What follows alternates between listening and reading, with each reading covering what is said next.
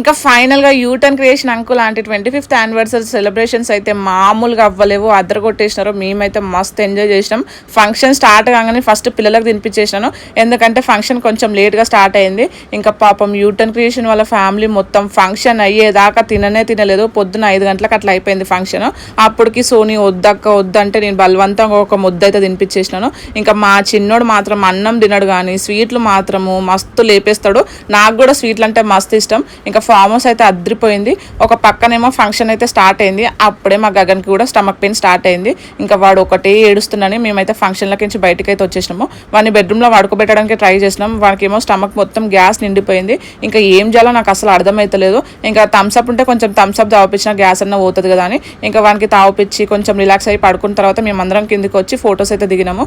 ఇంకా మేమందరం ఎంజాయ్ చేసి పడుకునేసరికి పొద్దున 5 అయింది. 2-3 గంటలు పండుకొని లేచేసరికి ఇంకా పొద్దున అయింది. అందరు ఎక్కడోళ్ళు అక్కడ వెళ్ళిపోయారు. మేము యూటర్న్ క్రియేషన్ వాళ్ళ ఫ్యామిలీ తప్ప ఎవరం లేము. నేనైతే అన్ని సర్దేసుకుంటున్నాను ఇంటికి స్టార్ట్ అవుతామని. మళ్ళీ మా గగన్ లేచిన అనుకోండి స్టమక్ పెయిన్ అవుతుందని మళ్ళీ ఏడుస్తాడు.